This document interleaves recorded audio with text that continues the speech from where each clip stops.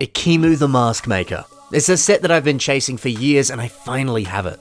And this set is so freaking cool. And the pieces you get, oh my god, it's so good.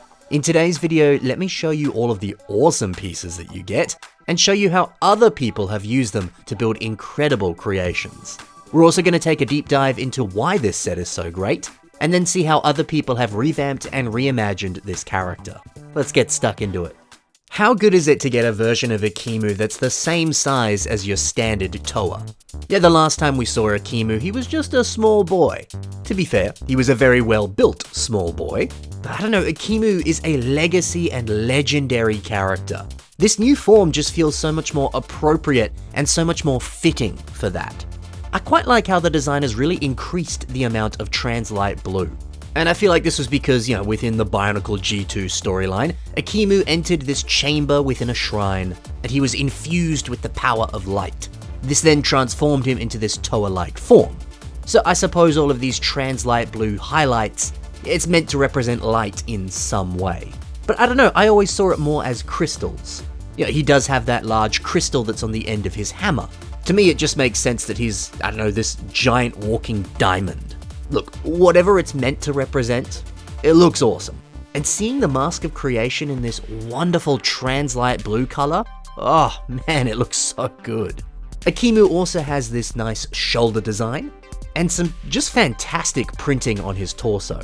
Mate, he really holds up. The design just feels so legendary, so special, and so important. There's a lot to love here. Now, the one letdown with this set is the fact that Ikimu doesn't have a creature that he can unite with. Because every other Toa within this wave of sets, they were able to combine with a creature and, power up in some way. Ikimu can't do that. But he does technically have a creature that goes with him. There was a polybag that came with a LEGO magazine, I believe it was a Euro exclusive, and it allowed you to build Agile, the creature of light. He's this cute little falcon creature, a creature that actually has no exclusive parts. So if you want to, you can pretty easily rebuild this guy with pieces in your own collection.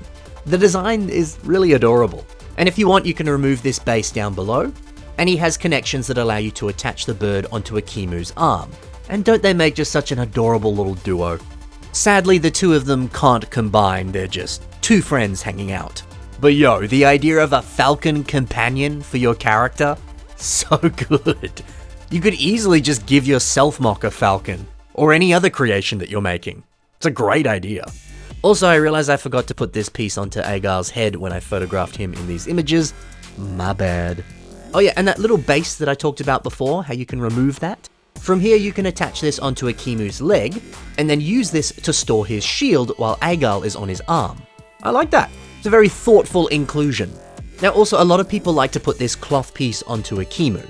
The cloth piece came in this polybag. I actually just did a video talking about this piece in great detail, so if you want to learn a little bit more about this, go and check that video out. There'll be a link in the description below. Alrighty, let's take a look now at all the wonderful pieces that come in this set, and we'll see how you could use them to build your own wonderful Bionicle creations. Ikimu comes with 3 of these gold armor cover pieces.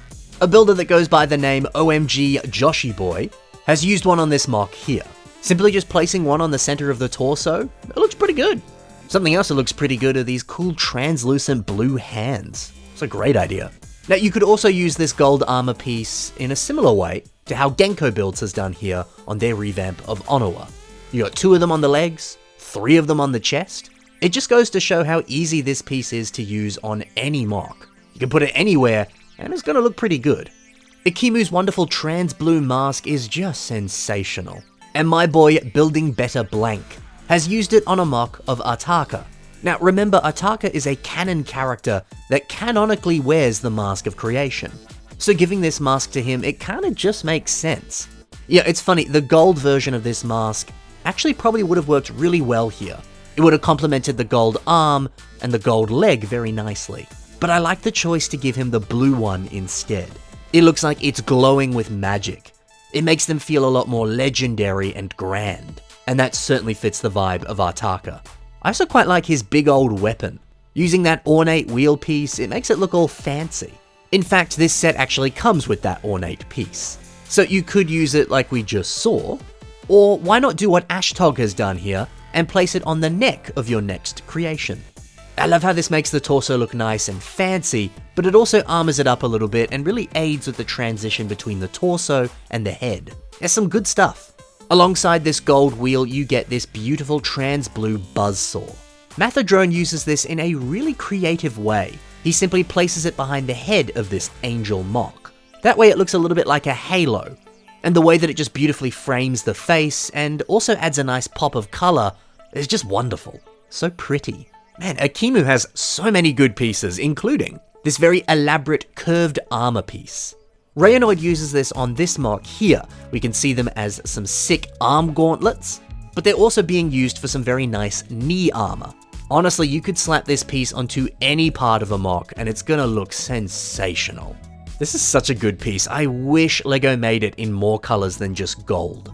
Additionally, Akimu comes with 9 of these trans blue armor pieces. Yeah, 9 of them. Dylan Meaves has built an ice princess, and we can see some of these armor pieces being used on the arm design. Kind of the hand design, it's sort of a transition in between the two. Yeah, these really work well at conveying the look of ice. So if you're making some sort of elemental being, or maybe a creature that has ice skin, or ice armor, then you need this piece. It's pretty much the perfect way to convey that. And finally, Akimu comes with this mask. It's just kind of randomly inserted into the set. It's not really attached to him in any way. Now, this mask is an exact copy of Umurak the Hunter's mask, except it's gunmetal and trans orange. So heck, why not just remake Umurak but in those colors? Lewis Hammond did it here and it looks so good. Recoloring a set is such a fun thing to do. Seeing something like this brings me the same kind of joy that I see when I find a shiny Pokemon. The same thing in a different color is just nice. Yeah, I tell you what, man, there's so many good pieces in this set, and so many awesome ways that you can use them too. But what if you want to revamp Akimu? Well, let's take a look and see how others have done that, and maybe it can give you some ideas and inspiration.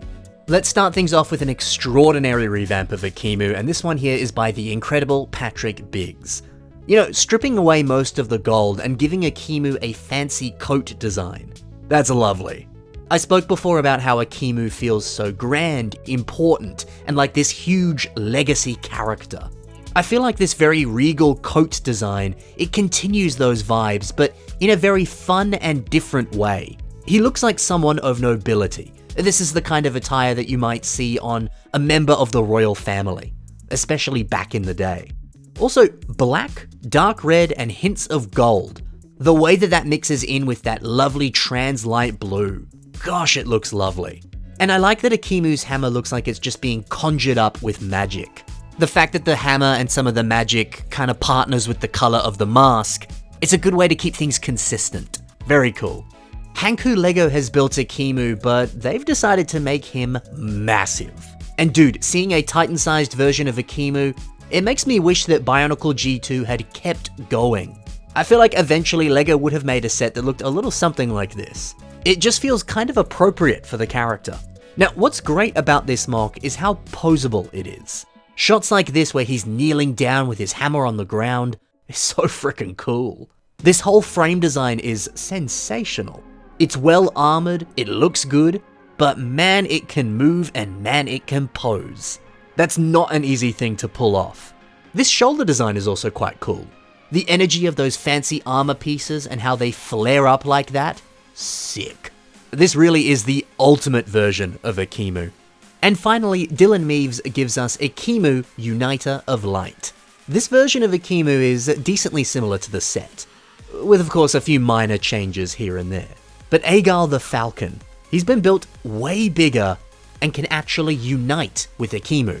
Akimu with some beautiful angelic wings like this, ooh, I like that. It's so good seeing this concept brought to life on this legacy set. And there you have it, gang. That's the mighty Akimu and all the incredible pieces that he comes with. If you enjoyed the mocks that I featured in today's episode, be sure to check the links in the description below and see more from these awesome builders. And by the way, shout out to Matt Goldberg who actually sold me this Akimu at Brick Fair this year. I've been looking for this set for years, so I'm very happy to finally own one. Thank you very much. Alrighty, that's it for today. Thank you for watching, happy building, and bye for now.